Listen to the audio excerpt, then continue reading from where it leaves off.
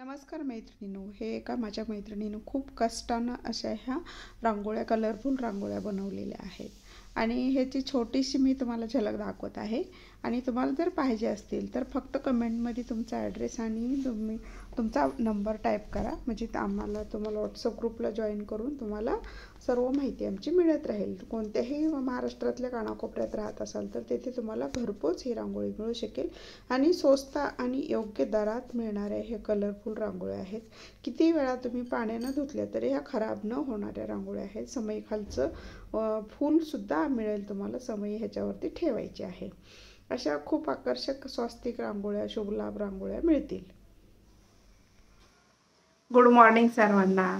आज आहे संकष्ट चतुर्थी आणि आता गणपती गेल्यानंतरची ही चतुर्थी आहे. गणपती गेले आता 10 दिवस आपल्याकडे गणपती होतेच, आता गणपती नंतरची ही आलेली चतुर्थी आहे आणि ह्या चतुर्थीचं सुद्धा एक खास महत्त्व असतं.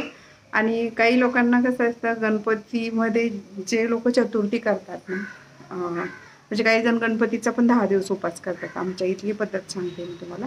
आणि 10 दिवस उपास केल्यानंतर काय करतात ते तर आज तो उपास ना चतुर्थीला सोडतात काही लोकांचा. मग अशी ही काय पद्धत आहे, जास्त ह्याच्यात डीपमध्ये मला नाही माहिती. तुम्हाला माहिती असेल तर मलाही कमेंटमध्ये सांगा. आणि मला पण आत्ता हे पुण्यात आमच्या शेजारी एक राहायला आलेले आहेत काकू, त्यांच्याकडून हे कळालं म्हणून म्हणलं तुमच्याशी शेअर करावं.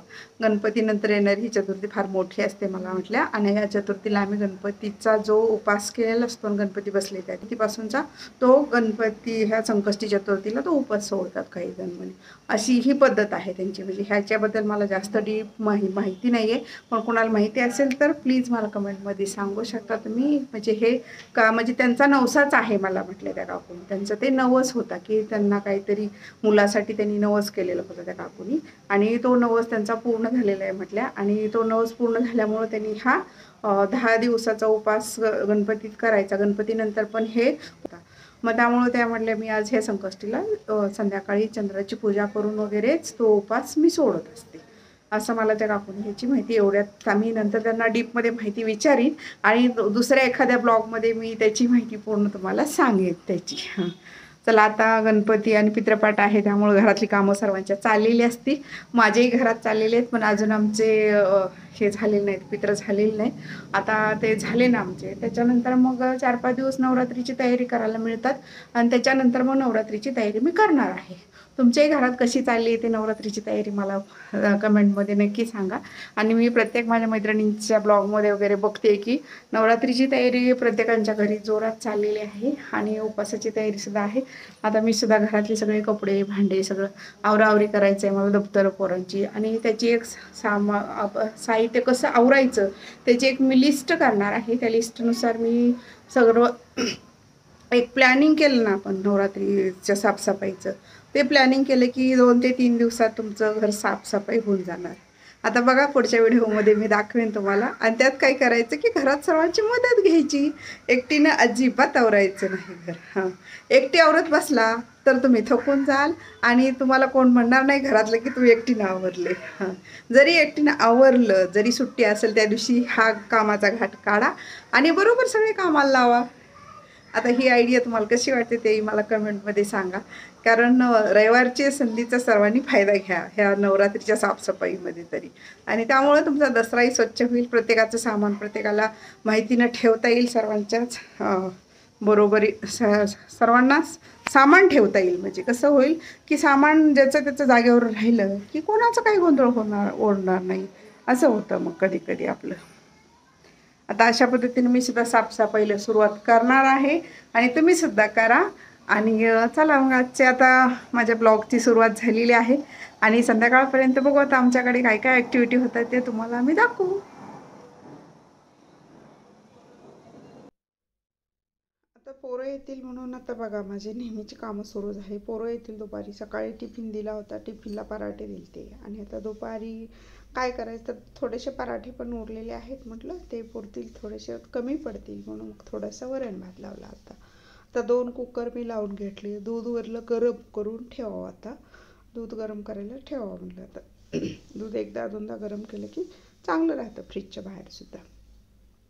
जास्त वेळ फ्रीजला ठेवलं की परत ते थंड दूध गरम करा, हे जास्त काम वाढत राहतं आणि पटकन चहा करायच्या वेळेला गरम दूध होत नाही आहे. आता बघा तोपर्यंत बघा हे इतर पसारा मला आवरावा लागतो पोरं यायच्या अगोदर. हे सगळं जर ह्यांचं कसं असतं, बसल तिथं पेपर वाचून टाकायचा, जागेवर पेपर नसतो काय नसतं, मग ते पोरं यायच्या अगोदर. आता पोरं आल्यानंतर जैसे थे वैसे नंतर घर होऊन जातं आमचं. पण आता पोरं यायच्या आधी थोडंसं आवरून घेते मी आता. आता बघा इकडं वही पडलेली असती, कोणाची गृहपाठाची इथे राहिलेली असती, वर्गपाठाची बेडवरच असती.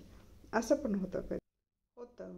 मग आता पुढं काय करायचं, तर सर्व आपल्यालाच उचलून इकडं तिकडं ज्याच्या त्याच्या कप्प्यामध्ये ठेवावं लागतं. आता तोपर्यंत बाहेर कपडे वगैरे वाळले का ते चेक करावं म्हटलं एकदा. पण आता ऊन दिसत होतं, उन्हामुळं काही पाऊस वगैरे नव्हता. आणि आता खूप छान अशी फुलं आली होती. आज संकष्टी चतुर्थी असल्यामुळं थोडीशी फुलं उरली होती झाडाला, ती काढता येत नव्हती त्यामुळं तशीच राहून गेली होती, वरती होती त्यामुळं. खूप छान अशी वरती फुलं उमलून राहिली होती. तर म्हणलं संध्याकाळी कुणाला तर पूजेला देता येतील काढून, बघू आता हे सर्व माझी कपड्यांचा पसारा बाहेरचे वगैरे आणून आता घड्या करून मी ठेवते. किती जरी घर आवरलं तरी घरातली कामं संपतच नाही दिवसभर. की एका रूमचा पसारा आवरला की दुसऱ्या रूममध्ये झालेला असतो. अगदी 1 BHKचं घर छोटंसं असतं त्यामुळं पुरत नाही. तोपर्यंत आली शाळेतून मुलं, बघा शाळेतून आली की झालं जसं ते जैसे ते वैसे म्हटलं ना तसंच. आता बघा दप्तर पडलं, आता हा बेसिनला काहीतरी तर आपण कलरला नेलेली ते भांडी धुवून ठेवतोय. हा बघा आता अशी ही तिघाचे 3 ठिकाणी दप्तरं पडलेच. आई दमून जातात येताना सुद्धा, थकून जातात चालत येतात येताना, त्यामुळं थोडा व्यायाम पण होतो त्यांचा. मग आता बघा हे आता दुपारचं जेवण करून आता झालं. आता दुपारच्या जेवणानंतर आमचा अभ्यास सुरू झाला. आता परीक्षा जवळ आले ते, त्यामुळे प्रोजेक्ट पूर्ण करायचा आहे, बरीचशी कामं आहे ती. आता गृहपाठ पूर्ण करायचे राहिलेले आहेत ते. आणि कलरच्या काय ते मॅडम बोलले की काय ते चित्रकलेच्या मॅडम बोलले की चित्र वगैरे सगळी कंप्लीट करा, प्रोजेक्ट कंप्लीट करा. बघा आता हे हत्तीचं चित्र छान काढलेलं आहे विराजनं. तुम्हाला हे आमचे व्हिडिओ कसे वाटतात ते हे आम्हाला कमेंटमध्ये सांगा. आणि आमच्या पोरांचा अभ्याससुद्धा खूप छान चाललेला असतो. आणि तुम्हाला अभ्यासावर अजून काही टिप्स द्यायचे असतील तर तुम्ही कमेंटमध्ये देऊ शकता. धन्यवाद.